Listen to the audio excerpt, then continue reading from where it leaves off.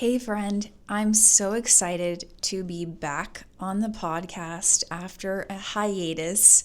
If you're new here, welcome. I'm Julie, and I am a former frontline fundraiser and head of fundraising, now turned coach and strategist. And I've helped so many solo EDs and teams of two raise $69 million over the last 7 years. I personally went from fired from my first fundraising job, burnt out, stressed, my hair was falling out, raising nearly $1 million by myself, to raising $25 million in 12 years in my career. And now I teach everything that I've learned about major gifts, which is the highest ROI any kind of fundraising you can do, return on investment. Definitely over grants and galas, which I talk about a lot if you've been around here. And this episode is going to be about the $1 million plateau. Why do organizations hit a plateau and revenue starts to be flat at that point? And how do you break through, particularly when you are an executive director, development director, team, let's say, or you're a solo ED still and you want to hire someone who can help you to close major gifts. This phase of growth is really tough, and I want to talk about the patterns that I see and diagnose some things that might help you to break through, especially if you have a vision for scaling your growth and your impact. You want to reach more youth, you want to serve more animals, you want to conserve more of the environment. Whatever your mission is, you are not done. You want it to grow. Your wait list is maybe growing week after week. The need is getting bigger. You need to serve more people in your community and outside of your community, and you want to do that, and you need to grow revenue in order to get there. So let's talk about some of the patterns that I've been seeing with this $1 million plateau, which, first of all, before we jump into it, most nonprofits do not make it to $1 million annual revenue.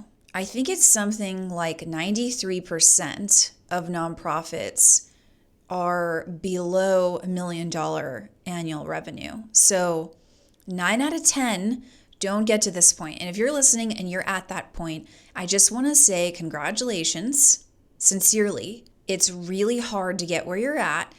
And this is, I think, one of the toughest phases of growth. It's actually, in some ways, easier to get from 0 to 1 million than it is to get from 1 million to 2 to 5. Here's why. Because now you have to start hiring in a way that you haven't. Like, now all of a sudden, so much of a big part of your job is hiring. And if you've tried to hire anyone, you know that it's like one of the toughest things to run a business, to run an organization. Second of all of fundraising still relies upon your hustle and your effort. You are largely responsible for the fundraising. Number 3, this is a part of the growth phase of organizations where they really need, if you have had a board that has been kind of just like, sounds good, thumbs up, great job. Now at this point, because you have really ambitious growth goals for the future, you want to expand, you want to scale your programs, you cannot just have a board that is approving everything, doesn't really ask questions, isn't really engaged, and they're not helping you fundraise. At this point, like, cheerleader boards are no longer cute. You need real partnership in order to get where you're going. And you start to feel that pain. You start to feel like, oh my gosh, I really need thought partners. I really need mentorship. I need to be more strategic. I need to be more thoughtful. I need to be doing the things that are highest leverage. I cannot do it all on my own anymore. This is not some small organization, we're no longer a quote startup, and you start to feel that pain if you don't have a board who can really help you. That's something I see consistently. That's why in my program, I train boards. I train your most catalytic, influential board members. It's usually 2 or 3 people. It's your board chair, your development committee chair, the people who have the most influence on your board. And once they become active in fundraising, they influence the rest of the board to all step up as well. And my 4-part framework is what I teach in my board fundraising bootcamp so that boards actually have the tools. They're equipped to make introductions to you. They're have a really simple system, and it makes it easier for you to hold them accountable, and you know what they're agreeing to, and they know what they're agreeing to help you. So I find that so many boards want to help. They actually just don't know what to say. And like you, they don't want to screw it up. They don't want to mess up relationships that are really strong, that they've built for maybe their entire career. And they don't want to risk those. So they usually kick the can down the road and procrastinate. But what's really going on is they don't know how to talk about what you do without sharing a full annual report or something that people are not really going to read. Frankly, it's too long for a first introductory asset to send to someone. Unless they're in that world, unless they're a funder or a grant maker, family foundation, and they love annual reports, fine, send them an annual report. But for a first introduction to an organization, like most people are not going to read your annual report. And they need to know in a matter of seconds if this is something that they want to get involved with. That's what I help inside my program, Courage Lab, it's about your messaging for both you and what you say to major donors and how you position your work. And it's also the messaging that your board can use that they can, in 20 seconds, communicate what you do. Some of you take forever to communicate that, and that's still a huge bottleneck. If it's required for me to read something for 5 minutes before I understand what you do, then you will have a very hard time getting people to not only get involved, but just read what you send them. These are all barriers, right? And you may have had the time up until the $1 million plateau to be able to sit down for 30 minutes with people one by one and communicate to them and take 10, 15 minutes to talk about what you do for them to understand.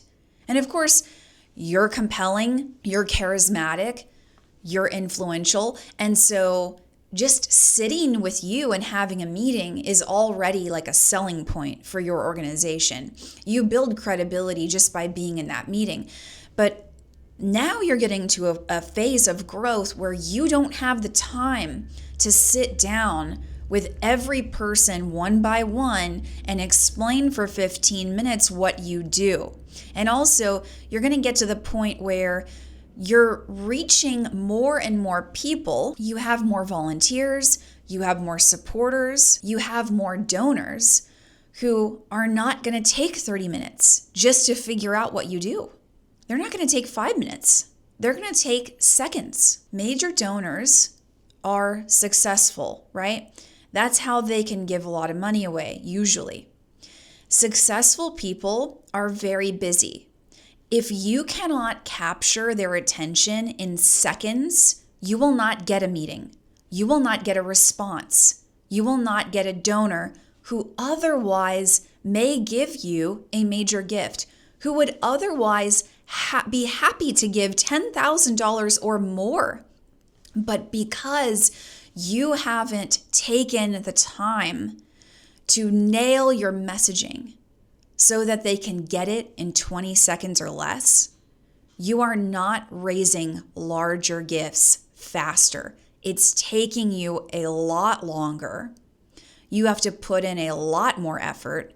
And that's something that we address in the very first phase of Courage Lab. This is something that up until this point, you've been able to be long-winded and get away with it, frankly.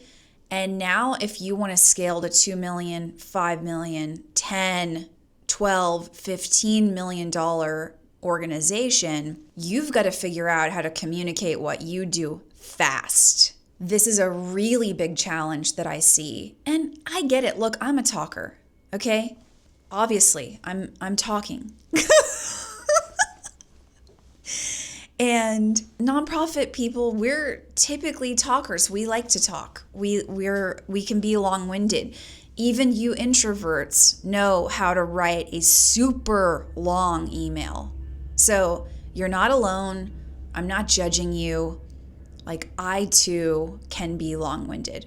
My point is that in order to book the meeting, in order for board members to be able to quickly and easily share what you do, they need the right messaging that's going to help them do it fast. Not all of your board members are going to have the time to sit down with their friends and explain for 10 minutes what it is that your organization does.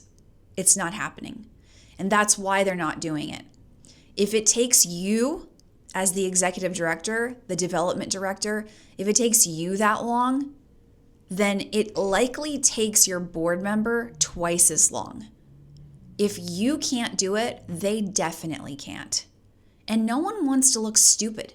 No one wants to look like they don't know what to say, so they say nothing. And you remain frustrated that you don't have a board who can help you. My boards have been the number one major donor pipeline for me. When I sat down and used my method with my board chair when I was a development director, in 12 months, that chair raised $225,000. So imagine how much money you're leaving on the table. Your board has a great network. And it's not about them not being connected to people, because birds of a feather, right? If your board members are really generous people who really care, then they know other people who are generous and really care. Those kinds of people hang out together, and that's who you're looking for. Another reason that leaders plateau and hit this $1 million plateau is because there are asks that they're avoiding. There's a really wealthy donor. This was my client and I had this conversation yesterday. Really wealthy retired donor who has been giving for 16 years monthly and gives at the end of the year because my client asks. They do an end of year campaign just like everybody. They send a letter in the mail asking for money in November, and this donor sends in a check for $6,000 or $7,000. I don't know why they give that amount. I don't know, but they've been doing this for years and years and years. They've been supporting the organization for 16 years and been giving the same amount for 16 years. My client just had a meeting with this person, and the donor said, and I quote, "I have money, so let me know if I can give you more." This person's retired. They have a lot of time. They volunteer. And my client's organization is their top 2 favorite charities that they support. And my client wanted to ask for $20,000. Now that's fine. It's not fine. I'm not going to lie to you. It's not fine. I said, here's what I would do. I would say, look, we need to raise $1.8 million this year. So far, this is what we've raised towards that. You said that you have money and to let you know what we need. So here's what we need. We need to raise $800,000 this year. That's what we have left to raise. That's going to help us reach this many more people like giving a specific example of one person that they know who's been impacted. And would you consider giving $500,000 over the next 5 years, starting this year? So $100K a year. And my client took a gulp and said, okay. And I said, how do you feel about making that ask? And he said, yeah, it makes sense. I wanted to ask for 20K because that was double. But I think that this person saying, hey, I have money and let me know what you need, it makes sense. And I said, here's the deal. We don't know if he can give 100K a year. But if someone says that they have money and they've been giving for 16 years, they're not going anywhere. And they can say, oh, hey, that's way too much. I could do 50 or I can do 25. But I cannot allow you to ask for a one-time gift for just this year for 20K. They've been giving for 16 years, so it stands to reason that they would give for 5 years in the future. Like, they're not going anywhere. Maybe 500K is too small. Maybe I'm actually thinking too small about it. There are asks that we're avoiding at this phase of growth because we're too polite. We don't want to overstep. We don't want to run people off. We want to be considerate. $20,000 is a lot of money. I get it. That's all coming from your point of view. I want you to put yourself in the shoes of the donor. Imagine you have millions of dollars. You're retired. You don't have any real money issues you have to worry about. Your money is being invested and it's growing year over year. You are in the last quarter of your life. You know that you can't take any of this with you. There are no millionaires in the graveyard. You want to give your money away. You literally went to your favorite charity and said, hey, I have a lot of money. Let me know if I can give you more money. Because the donor's job is not to figure out what you need. The donor's job is not to tell you how much you need to raise. The donor's job is to follow your lead. And what happens at this $1 million plateau is that we think that we're being considerate. We think we're being respectful. What we're actually doing when we're vague and when we avoid asks is we confuse people who are loyal, who are dedicated, and who intend to give a lot of money away. And when we are evasive because we don't want to overstep, we're actually confusing the donor. We're sending them mixed signals. They don't know what's in your head and your heart. They don't know what you mean. They only know what you say.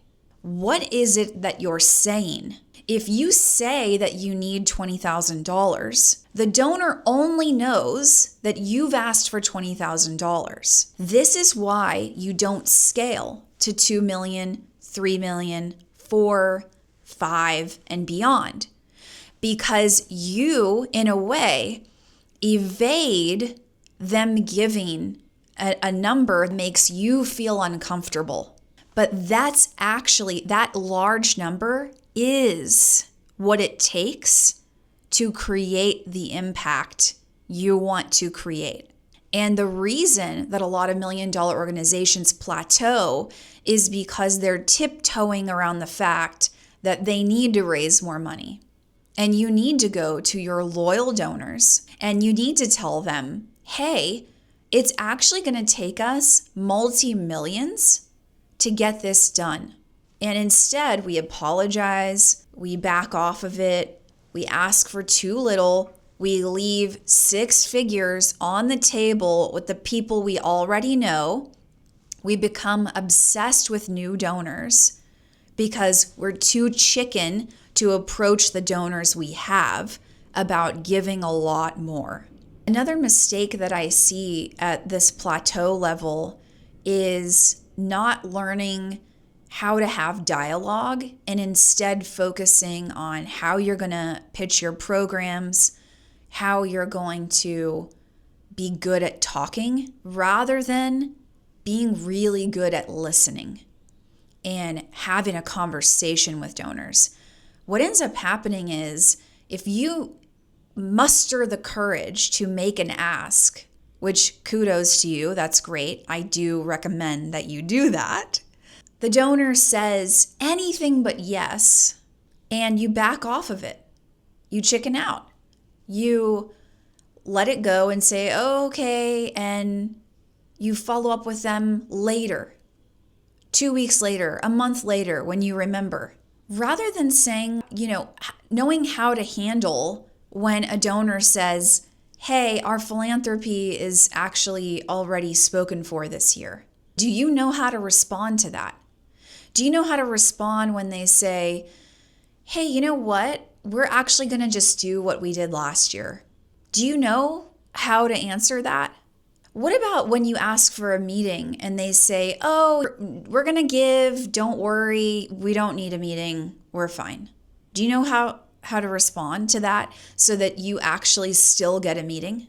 Do you know how to respond without being pushy and actually building relationships, bringing it back to the relationship? Do you know how to handle rejection with grace so that you really stand out in this donor's mind?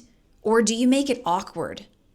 And now all of a sudden they feel very awkward because you got awkward when they said no. All of these things are opportunities, and it's about dialogue. It's not about your pitch. So while some people are obsessed with how they're going to talk about all of their 17 programs, and they think that that's going to win them a six-figure gift, my clients are learning how to listen, how to ask better questions, and when you don't know the answer to something, you find out. You can handle all of these situations with grace, with class. You can handle it elegantly without running for the hills. And it strengthens the relationships with the donor. Now they trust you even more because you handled it well when it didn't go your way. And now they're going to be more inclined to introduce you to other people in their network because you're more trustworthy. You went through a bump, a roadblock together. You handled it and took it on the chin. And now they're like, you know what? I might not be able to give more this year, but I want to introduce you to so and so. I think that they would love to get involved.